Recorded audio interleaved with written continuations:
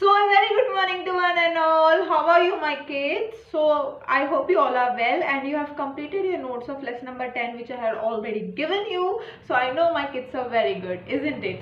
So come on, let us move forward and let us begin with our new chapter. So are you excited or not? Yeah.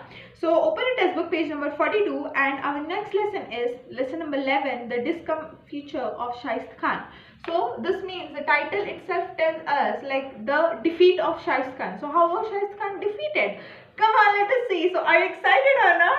Yeah. So first our topic is Shaistakhan's campaign. So I'll read and then I'll explain you. So in spite of repeated efforts in which he left no stone unturned, Adil Shah of Bijapur could not force Shivaji to surrender. Every Sardar of Bijapur who was sent against Shivaji was defeated. Adil Shah at last gave up the fight, made peace with Shivaji and gave recognition to his independent kingdom. Shivaji thus had peace for some time on his southern border.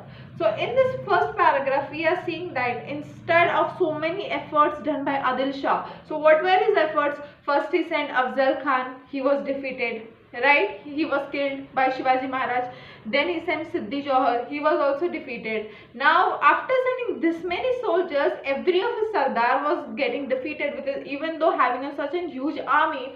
Now Adil Shah was like, oh no, now what should I do? Like this Shivaji is not surrendering at any cost and I am getting defeated and my one and other soldier and my army is finishing day by day. So what should I do? So he thought like I'll make peace with him. I'll be friends with him. Now I'll not fight with him. Like there's no use. My no Sardar is going to now ready also to fight with him and they're getting defeated also. There's no use. So what I will do? Now I will be friends with Shivaji Maharaj. That is what Adil Shah thought. And therefore he gave recognition to Shivaji Maharaj and gave an independent kingdom. So he also accepted that Shivaji can, yeah, you are also a king like us, you can have also your own kingdom and these are your soldiers and these are your people and this is your area and such things. So to the southern part of Shivaji's kingdom, now there was peace because Adil Shah was now silent. Now he was not coming for any war and any other purpose. So till this you understood? Yeah. So coming forward to our next paragraph. In the meanwhile, constant Mughal attacks from the north had practically ruined Maharashtra. Shivaji therefore turned his attention northwards and carried out raids in the territory of the Mughal emperor Aurangzeb. This enraged Aurangzeb and he sent Shaistakhan, his uncle, to deal with Shivaji and teach him a lesson. So till here I'll explain you. So now what is happening to the south part? Who was there? Like Shivaji Maharaj kingdom, the southern part, Adil Shah was there, but now Adil Shah is being friends with, who is being friends with? He is friend with whom? Yeah, that's correct. He is friend with our Shivaji Maharaj. So he is not having any army, like he is not sending any army to fight with him. Now southern part is clear. So Shivaji Maharaj is in peace. But at that same time what happened? From the north part, from the Mughal emperor, the top part of Shivaji's kingdom, this Mughal emperor Aurangzeb, he was creating a lot of trouble for Shivaji Maharaj and his kingdom in the north part. So what did Shivaji do? He left. He was sitting in peace. Now his peace has all again gone because Adil Shah is silent. But now Aurangzeb is like he is coming to fight with Shivaji Maharaj. Okay, so he gave his full attention to the north part, and first this Aurangzeb had attacked Shivaji Maharaj and his kingdom. Therefore he gave his Shivaji Maharaj gave whole of his attention to them now, to the north part, and started raids in Aurangzeb's kingdom part, to the northern part of that, to his kingdom. So are you understanding?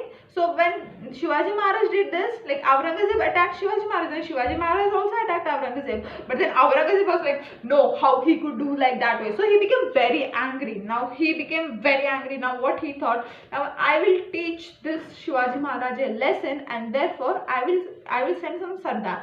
So he left home Shaistakhan. He was uncle of Aurangzeb.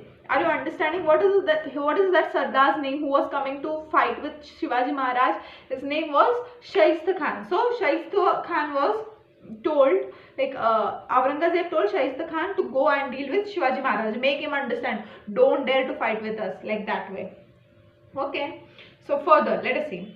Shaistakhan with a huge army of 75,000 men and 100 of elephant, camels and pieces of cannon marched on Pune. On the way, he captured the towns of Shirwar, Shivapur, Shaswad, and finally laid siege to the port of Purandar. Now, Shaistakhan is coming from Aurangzeb's kingdom, from the Mughal emperor, from the north to Shivaji's kingdom, to Pune is coming. Okay, so he's not coming alone. Definitely, he's coming with his army. He's having 75,000 soldiers.